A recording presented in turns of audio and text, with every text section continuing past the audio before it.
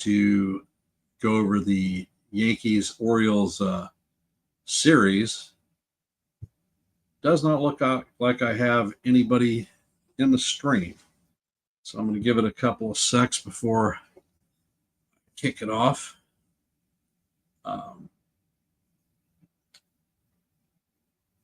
It was once again another tough series there in Camden Yards. Yankees tend to have a dogfight every time we lock up with O's. Seems like all the East Division teams tend to play us hard, and Baltimore is sitting at the bottom of the division. And once again, we lost a series to a division rival. I guess I'll start with game one. Game one, the Orioles won, as you know, 4-3. Will Warren was the starter for the game, and he only managed to make 3 1/3 innings. He gave up 6 hits, 2 walks, 4 earned runs, and had 5 strikeouts. Didn't seem to have control of his off-speed pitches, and when he threw them, they were with little movement and right in the middle of the plate, and they got hit hard. The biggest hit was by Ryan O'Hearn, who always seems to come up big against the Yankees, and he hit a 3-run bomb. For our New York Yankees, Ryan Yarbrough came in, ended up pitching 3 2/3 innings, gave up 2 hits, a walk, did not give up a run, had 3 strikeouts, and in my personal opinion, he saved the bullpen by being able to keep us in the game and eat a lot of innings. The other notable out of the bullpen on that night was Devin Williams. Devin Williams came out and actually pitched a clean frame, did not give up a run, and seemed to do well for the first time since being relieved of his closer duties this past weekend. The O's pitcher was Sugano. He effectively handled the Yankee bats. He went 5 innings, didn't give up an earned run, didn't give up a hit, only had 1 walk, and he struck out 8 Yankee hitters. Hey, Stephen B., how's it going, brother? Glad to see you hopping in. Yankee hitters for that particular game struck out 15 freaking times. Once again, a number that is climbing and climbing and climbing and is aggravating the hell out of me. A lot of swing and misses. Hey, Sean, how's it going? Thanks for hopping in. The Yankees had 15 strikeouts, and we only scored late in the game.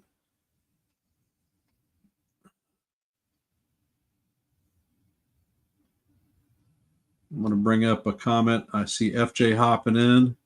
Good morning, Ken. I am in the minority. I am worried about the Yankees. Any starter who is not freed or currently rode on is inconsistent. The offense runs hot and cold. I don't think that you're in the minority, brother, and that's going to be one of my issues that I talk about today. And if you'd like to hop up, the link is up there, posted up earlier in the panel. For the game, the Yankees scored 3 runs, but they were 7th and 8th inning runs. Then we faced their monster, Felix Bautista, who handled us in the 9th.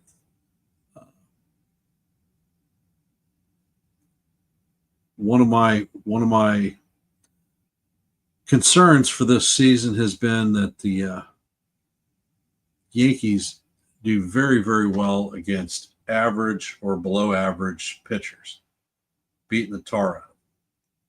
When we come up to top flight pitchers, we don't seem to do anything.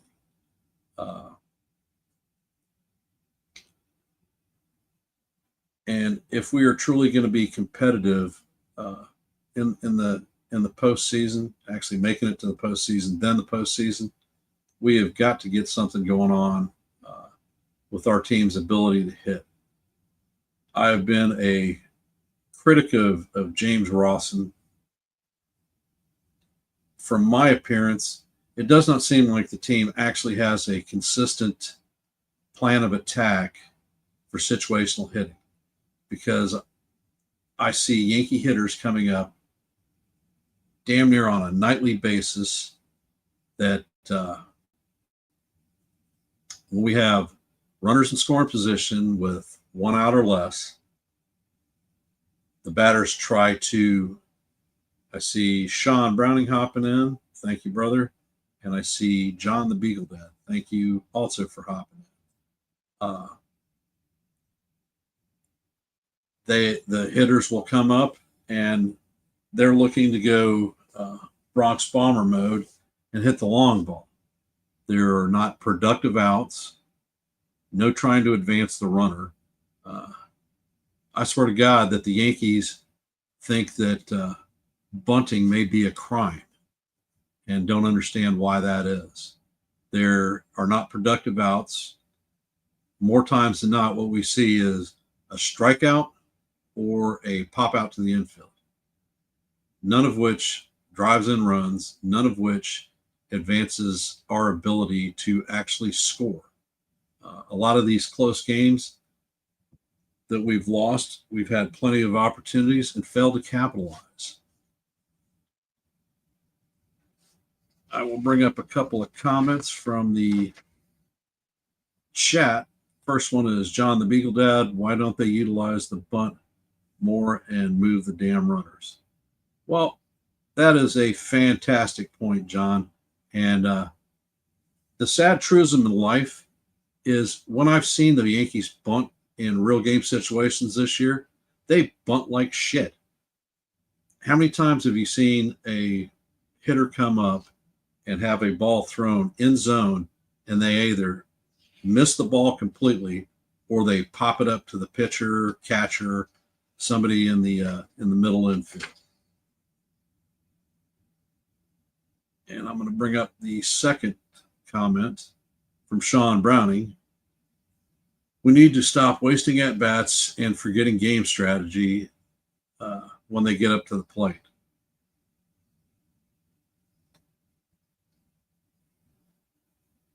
Well, another comment from John. That is because they don't practice the bunting situational hitting stuff. Well, you have all spring training to work on it, but we don't seem to do it there. They have BP every day. Don't seem to work on it there. Good morning, Lou. Glad to have you hopping in on the stream. Appreciate the support. But I'm going to continue on with Game 2. Game 2, the Yankees clubbed the O's 15-3. The Orioles starter Kyle Gibson was making his series day or major league debut for the season. Don't know if you remember it. Kyle Gibson was a St. Louis Cardinal until see Joe jumping in. Hey Joe from NY Yankees Mania. Gibson was not signed as a free agent until after the season began. So he's been down in the minors, getting up to speed, and obviously they had injuries and they needed to bring up a starter because they didn't even identify the Game 2 starter until the evening before the game.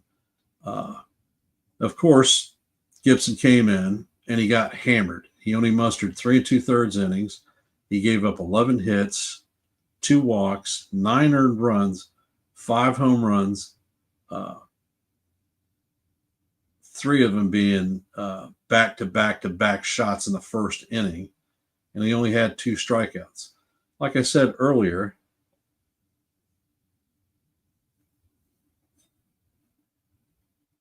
well, that's fine, Steven. That's a good thing. Uh, the Yankees are great at beating up on pitchers that are below zone or average.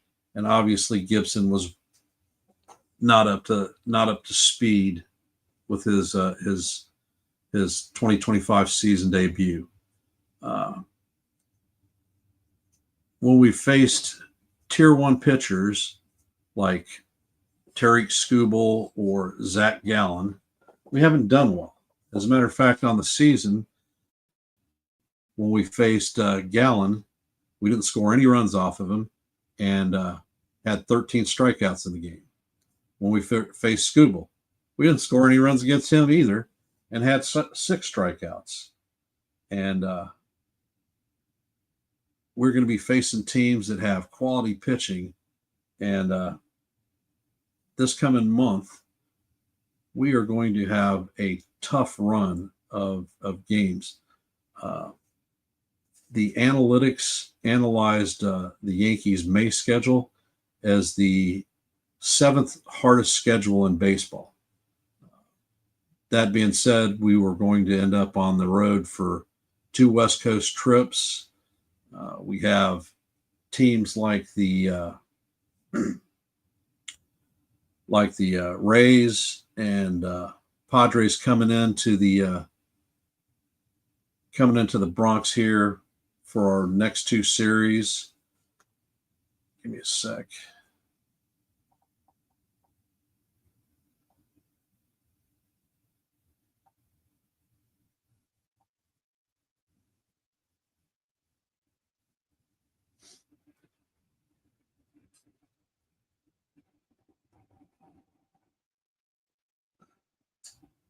Yep, we have the Rays and the Padres coming in. Then we have the Mets and the Rangers coming in. Hey, Dev, welcome to the stream. Thanks for hopping in. And we don't truly have a cushion team that we're playing in the month of May. Well, sort of. While we're on our West Coast trip, we're going to face the A's, who aren't the A's of last year and are actually playing decent ball. And we're going to face the Mariners. As you know, the Mariners probably have one of the most dominant starting rotations in baseball. They are definitely top flight. They may not score a lot of runs, but they can shut a team down. And when we're hitting poorly against that type of pitching, it's hit or miss. So that one's going to be a tough one. Also, when we're on the road, the one series that I think that we should sweep, and we should be ashamed of ourselves if we don't, is we're going to face the Rockies in Colorado. We'll follow up with the Angels, who have been struggling a bit, but then we're going to end the road trip facing off against the world champion Los Angeles Dodgers. Of course, the Dodgers are dinged up. Their starting pitching is not falling into place like they thought it was going to after they deferred $10 billion to bring every tier 1 starter into their staff. Bring up a note from FJ, and thank you for that. A's are only a half game behind the Astros for second place in the AL West. So the A's are not a joke.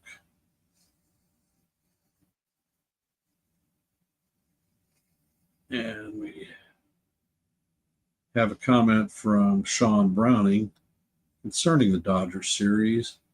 DH Judge for the series. All right. So the month of May is going to be a rough one for us.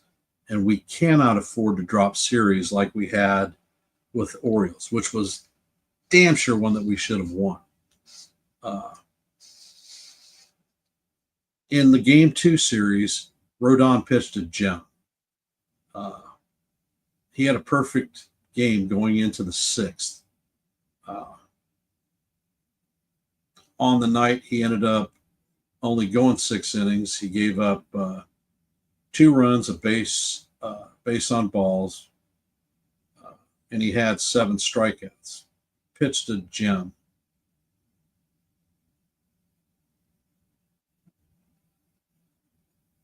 Ian Hamilton came out of our pen, and he ended up being able to pitch 2 innings.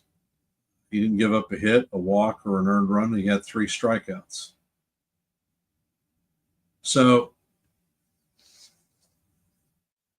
the bats, I'm not going to talk about the bats because, like I said, they had 5 home runs and they beat up a pretty mediocre pitcher. But then we come to last night's game. Last night's game, my personal favorite, the O's won and clinched the series 5-4. Carlos Carrasco was our starter, and once again, the starter hurt the team, and we ended up taking the loss. Carrasco only could muster 3 1/3 innings. He gave up 8 hits. He didn't walk anybody. That's pretty good. He gave up 4 of the 5 earned runs, and gave up 2 home runs, had 5 strikeouts.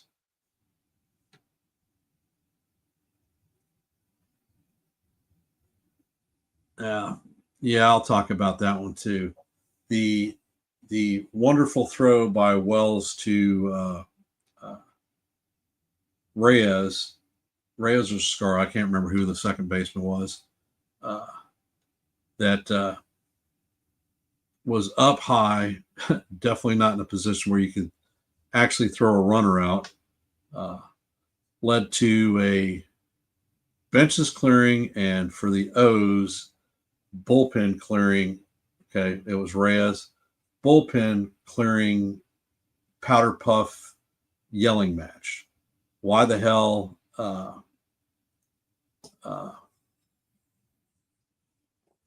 bullpen came running in for something like that, I have no idea. It was ridiculous, and as typical, there's bad blood between the Orioles and the Yankees. They're probably pissed that they got spanked so hard the night before and looking for an excuse.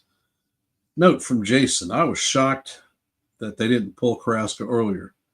Bullpen was rested, and today is an off day.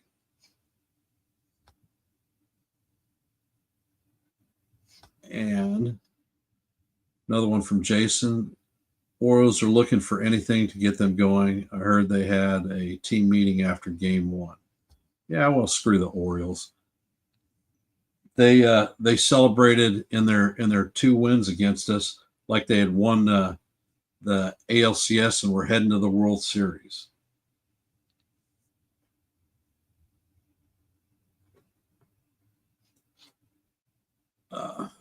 But in the game, the bullpen had to eat 14 outs. The bullpen ended up pitching 4 2/3 innings, gave up 1 earned run and 2 hits. There were 3 walks, not a great thing. The bullpen had 7 strikeouts. And hats off to Fernando Cruz. He was a standout. He faced 5 hitters last night and struck 4 of them out. Devin Williams was able to come in also for the second time in the series. And he ended up giving up a walk. He got a strikeout, but he pitched a clean frame. So hopefully that has him moving possibly in the right direction. The one note is that Jazz Chisholm didn't play last night because of the injury that he had in the first inning of Game 2.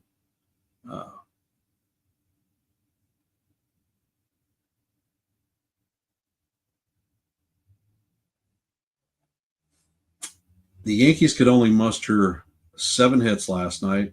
They had 5 base on balls, 8 strikeouts, and of the 7 hits that the Yankees had, the captain had 3.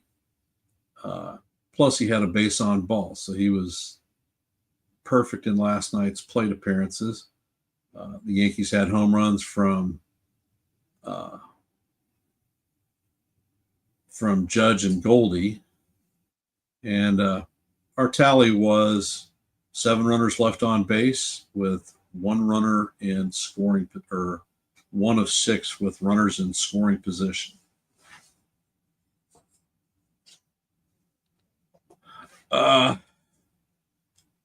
And that wraps the review for the O's and the Yankees. A winnable season, or winnable series that we pissed away. Our starting pitching couldn't find water if it was sitting in a damn boat. Starters, atypically, you expect to get 18 outs. Our team seems to think that our starters can only go halfway or less and rely on the bullpen to carry the water. Well, I'm here to tell you, it's not sustainable through a season, and in the long run, we're going to burn the bullpen out, regardless of what reserves we have. When we're pitching 15 innings every other night, we are killing the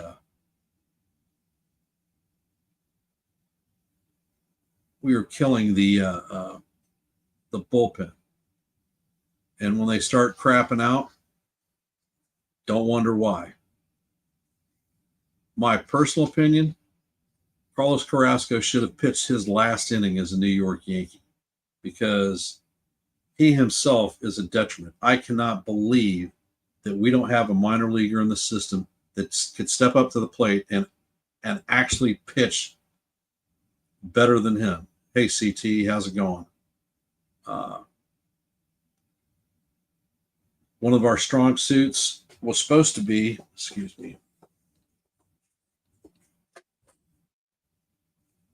the starting rotation.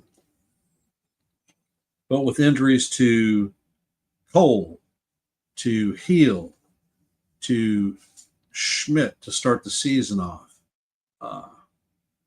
we were pitching with 2/5 of our original rotation. We have Marcus Stroman on the shelf. And if he was to come back, I'm not sure that we would actually get anything better than we're getting out of Carrasco.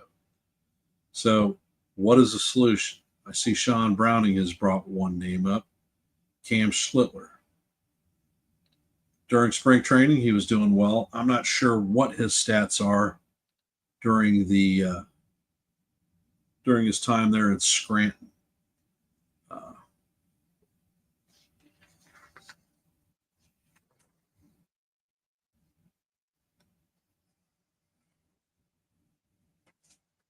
I'm going to drop the link for the open panel, and feel free to come up.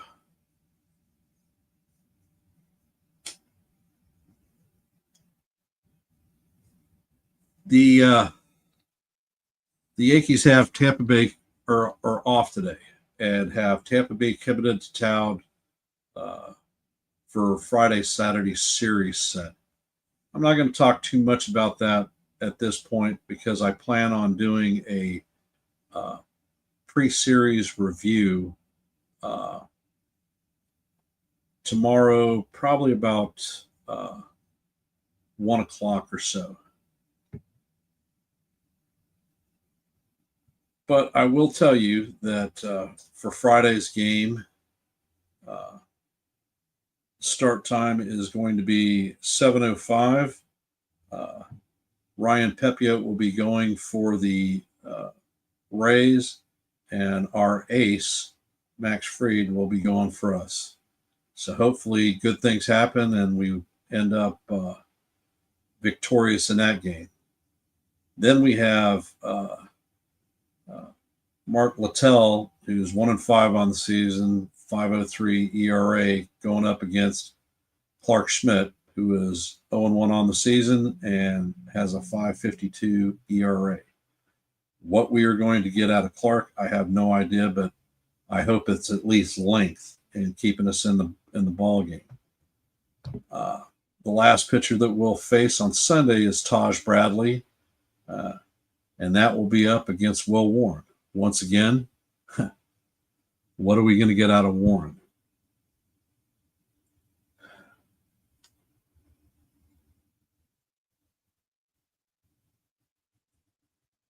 Okay. All right. I will move on to my next talking topic. Wins above replacement, WAR.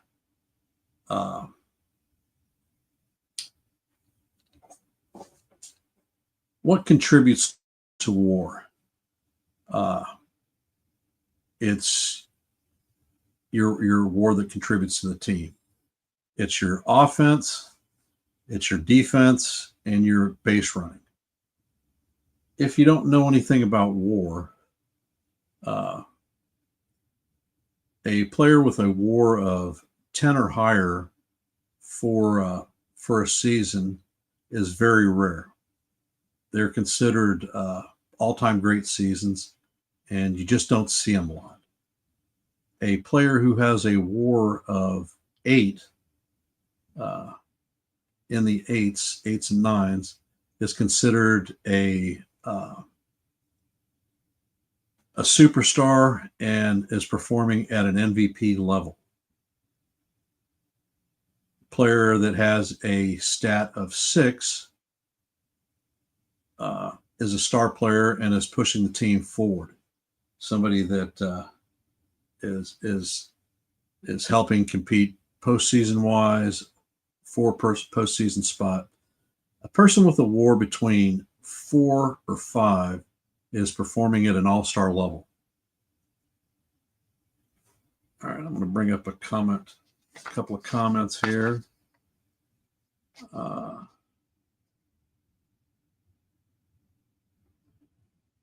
Sean says that Schmidt will give us at least 5 innings. I hope.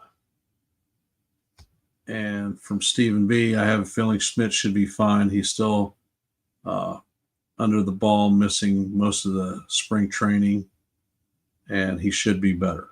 Well, with each start, hopefully he does get better. Players that have a WAR between 3 and 3.9 are above average players that are important to the team, definitely contributors. Players that have a WAR between 2 and 2.9 are constant contributors. Players that have a WAR between a 0 and a 1 is considered an average player.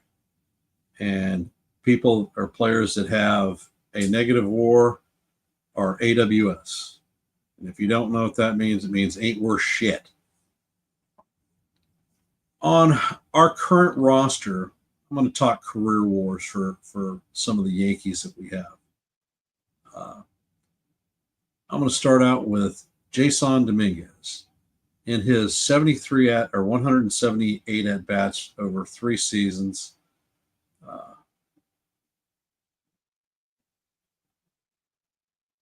all right. Note from CT. Wish me luck. I got back surgery at 2:20ish this afternoon. Got to be there at 1:45. Good luck, brother, and hope you have a speedy recovery. If you're not able to listen on your phone or see us, we wish you good luck and hope to see you back soon.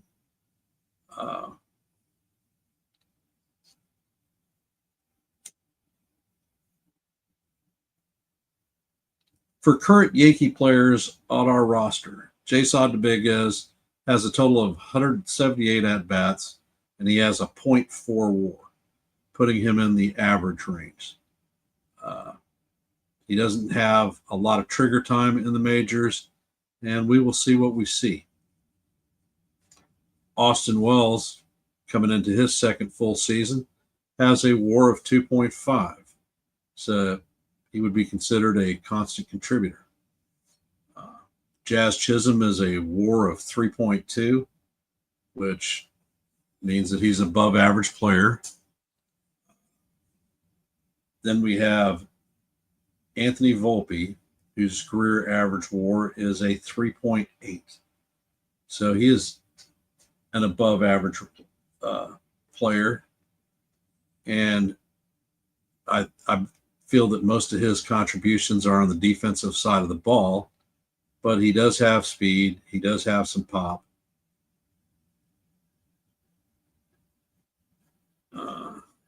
We'll answer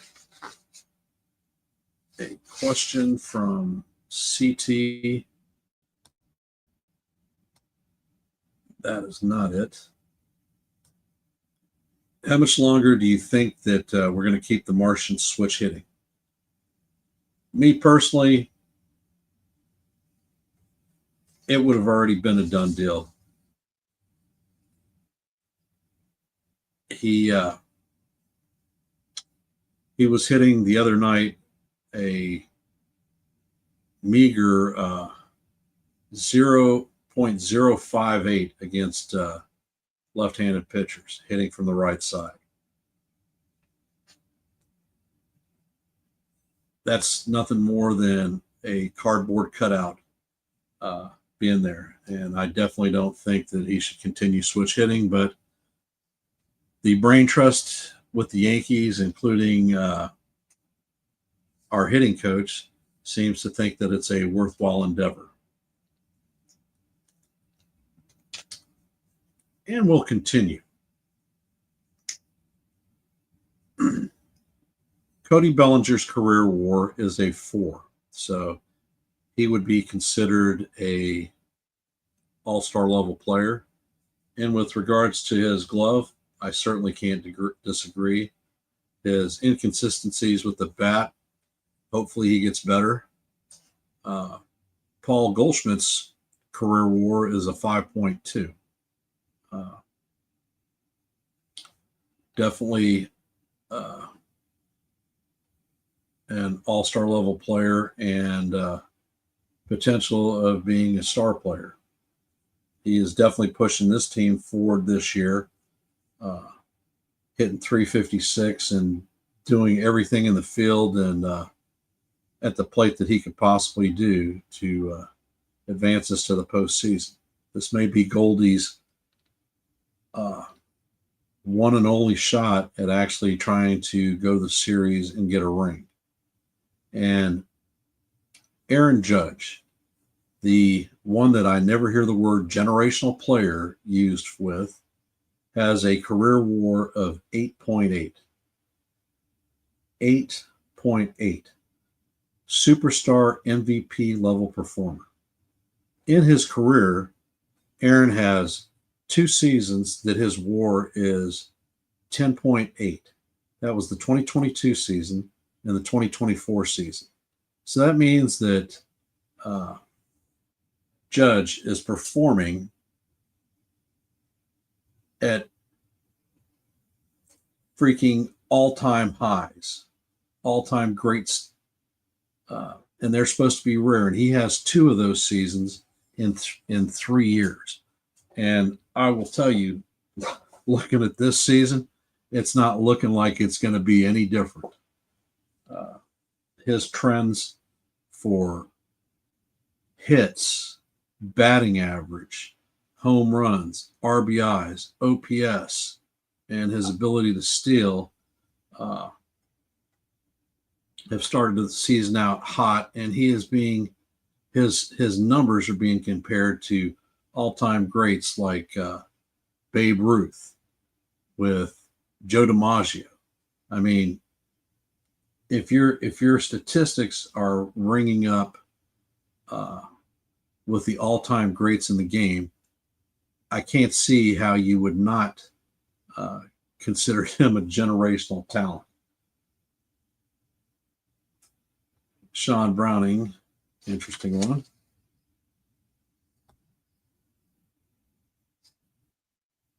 Thinks the Judge is going to have the Triple Crown this season.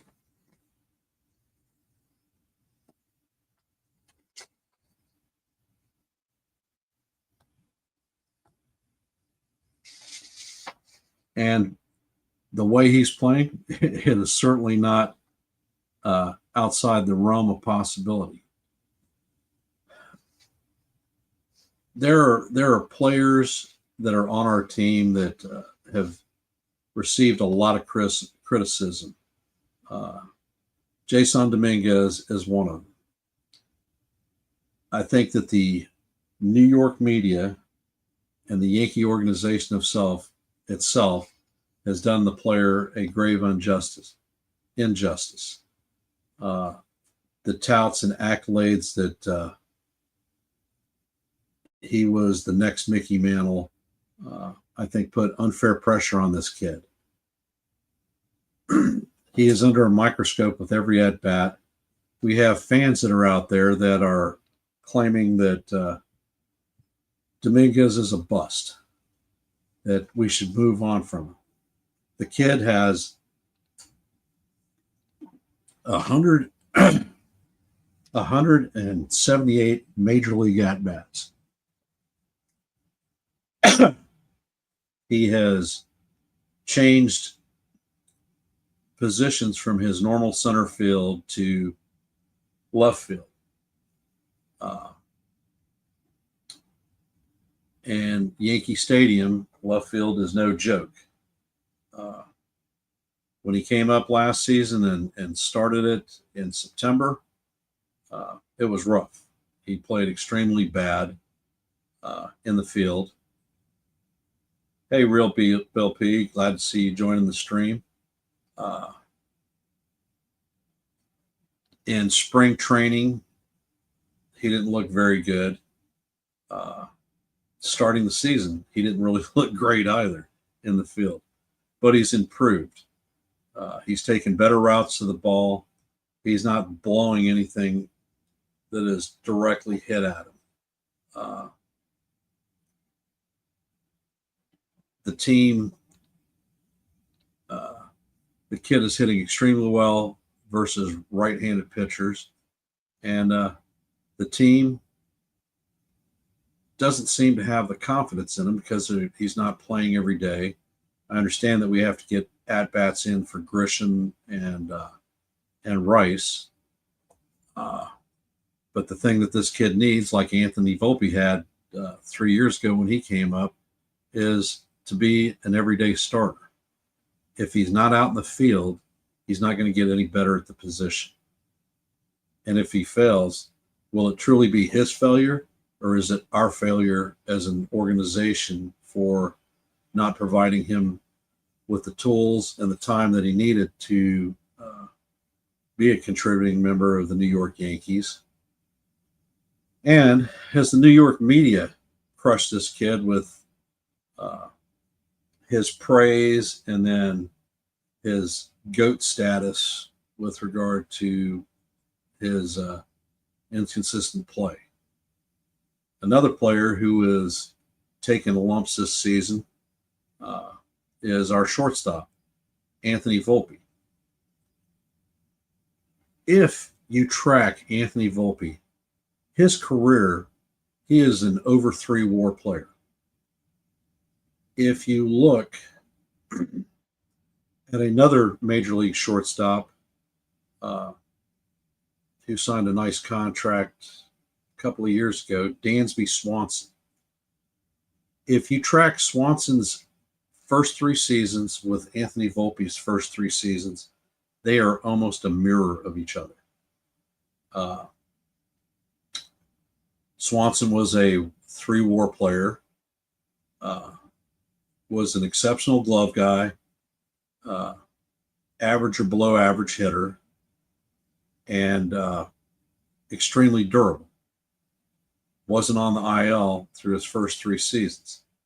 Well, we have Anthony Volpe, who is a 3 WAR player.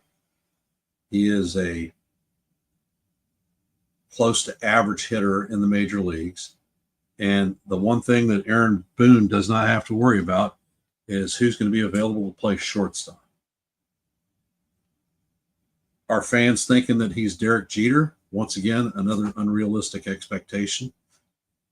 Definitely a possibility, because we've been hearing that since he was down there in the minors. Volpe, he's a streak hitter. Honestly, you will see Volpe have an OPS of 900 for 10 days, and then for 20 days he'll be hitting with an OPS of 300. He is up and down, and how do you fix that? I don't have a clue. But there's a hitting coach that should be working on it with him, and I don't think the solution is a torpedo bat. But do the Yankees truly need to have a superstar at every position to be a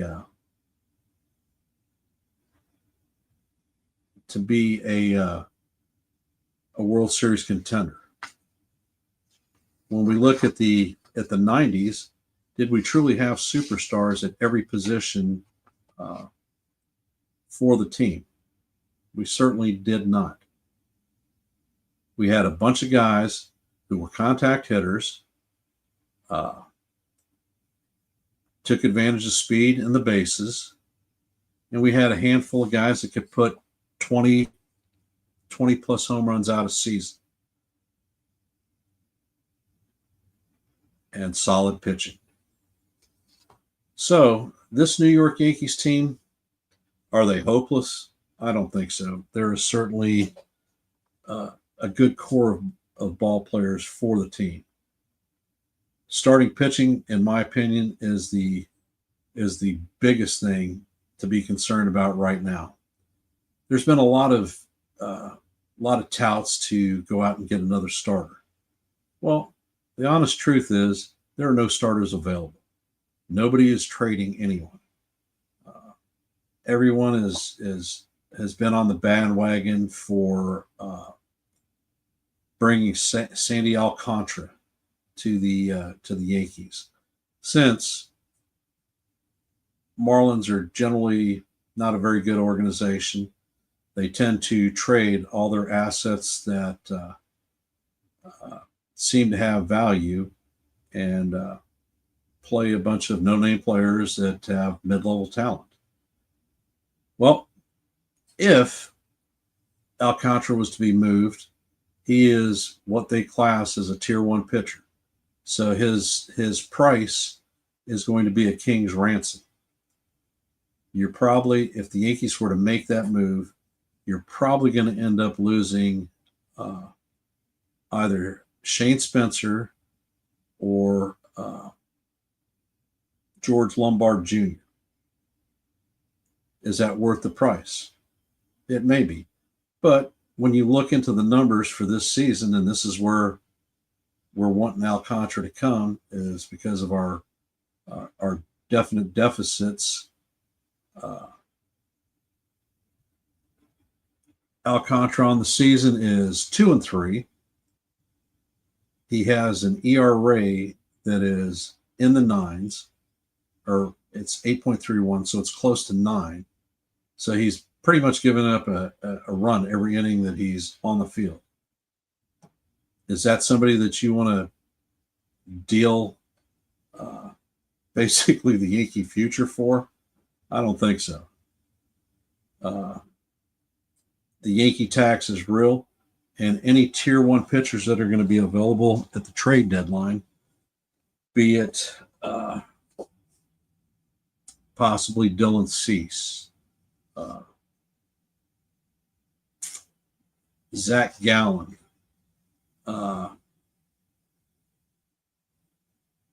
maybe Michael King. There are a handful of others. Framber Valdez, another one. Are these 1-year rentals worth wrecking our farm system, taking away the future? those are the types of players that are going to keep us out of a bidding war for a player like Kyle Tucker, who is going to command over a $500 million a year contract for quite a few years.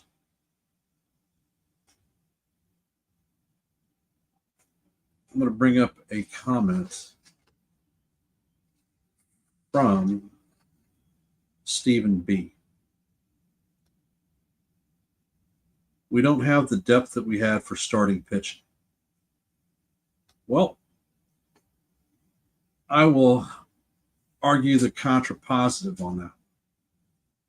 We have moved a lot of pitchers in trades, deadline trades, the Soto trade in the preseason time frame, and we lost pitchers to the Rule 5 draft. Over the last year, the Yankees drafted 16 pitchers in the first-year players draft. We signed an additional 12 players, 12 pitchers in the international free agent pool. So we have signed 28 pitchers in a year. A lot of pitching that we've had is starting to develop and move into the mid/high levels of our organization. So the depth is going to be there. There were people that we counted on, like Clayton Beater, who hasn't been able to stay on the field long enough to actually be a starter for us, but he was one that had potential, and now has been shifted to being a reliever. Who knows? The Yankees may shift him back to being a starter. Brubaker was another player who was supposed to be able to come in and fortify our rotation, either as a long guy from bullpen or a 5-starter. But he came here, he was injured, recovered. First game of spring training, gets smacked in the ribs, 3 broken ribs. He's on the shelf. So like last year, a lot of the depth that we had ended up being injured and on the shelf. Ben Hess, one of the kids that we drafted out of, I want to say, Vanderbilt. Incredible stuff. And in spring training was pretty decent. Bring up a question from Sean. Do you think that Hedrick could be converted to a starter? I do believe that he could be a starter, and that's why I think that the Yankees possibly sent him down after making the initial major league roster, looking at what we had for starting pitchers. I think the sending him down was to stretch him out more so and possibly prepare him for coming up, because we damn sure didn't know how much length we were going to get out of Cookie Carrasco or Marcus Stroman. And as anticipated, we haven't gotten length out of either one of them. Matter of fact, they're both on the shelf, or one of them's on the shelf, and the other one should be on the shelf the way he's pitching. I get this sinking feeling every time Carlos Carrasco is on the mound that he's out there to pitch batting practice, because he gets hit hard, and hit often. And like I said, these aren't the type of guys that would even be on our roster in the postseason.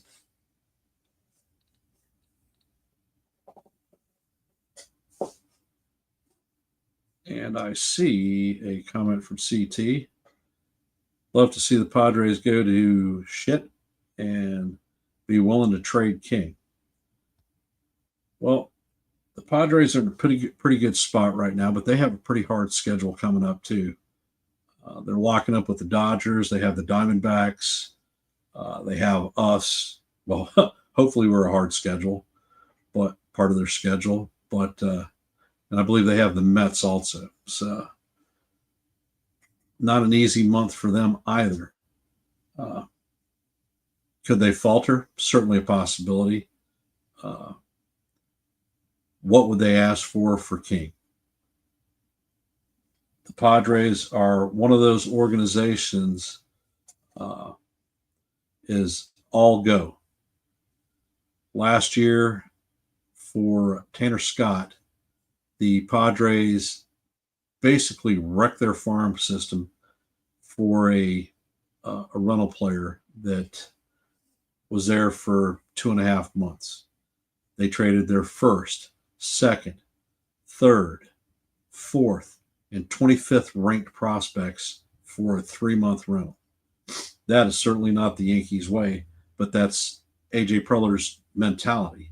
And if he's going to trade a top flight pitcher like Cease or King, you can imagine what he's anticipating getting back.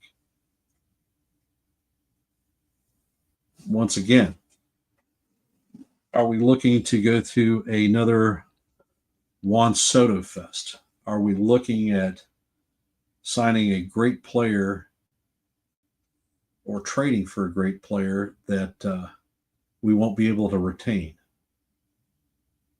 There are many factors in determining what is worthwhile. What's your best gain on investment? Right now, there are a lot of friends who have buyer's remorse with us trading for Juan Soto because we gave up Michael King,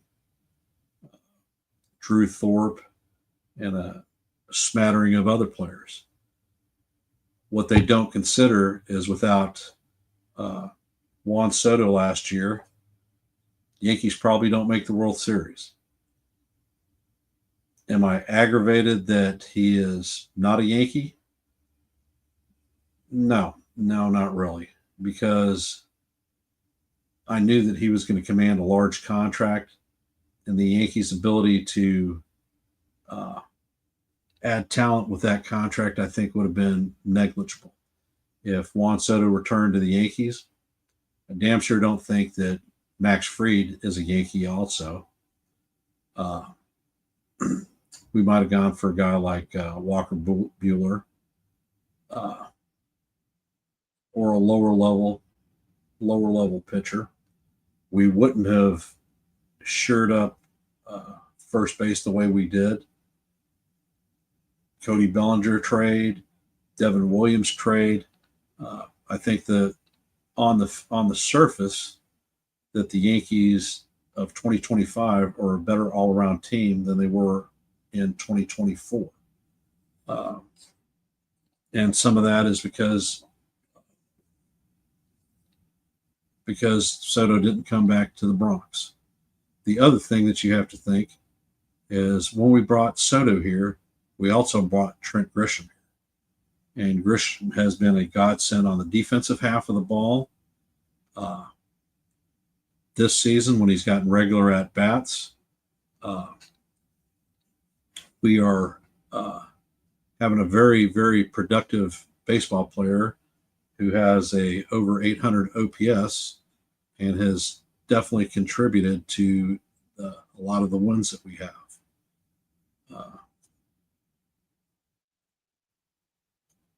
Bring up a CT comment. In my humble opinion, we got lucky we didn't sign Soto. Imagine the team without Max. Well, with the Cole injury and no Max Fried, I think we're sunk. I don't even think we make the postseason.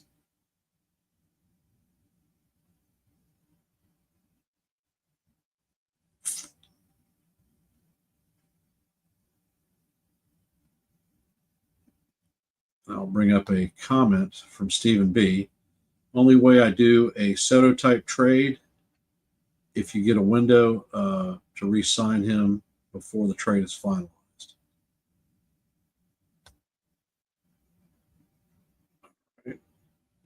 For those of you that have jumped in late, I'm going to drop the link one more time.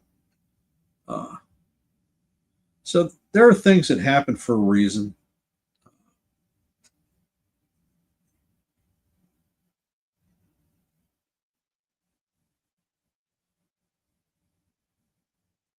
All right, comment from Lou. the AL is not good, we would make the I'm assuming that's postseason regardless.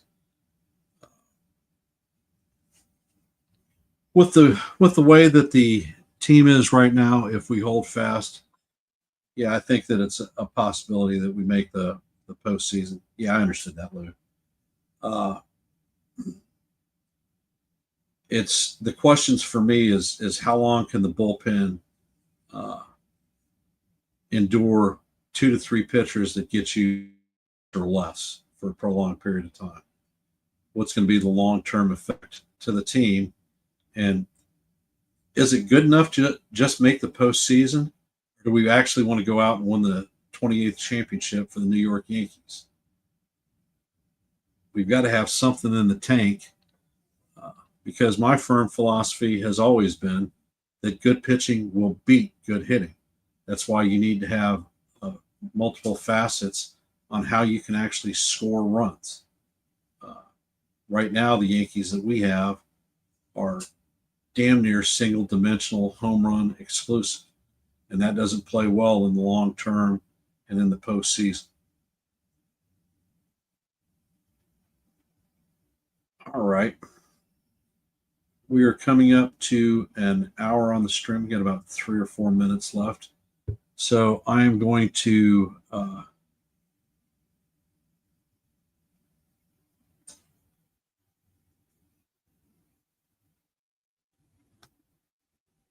okay, Stephen B. Have a long man or two make pen more refreshed.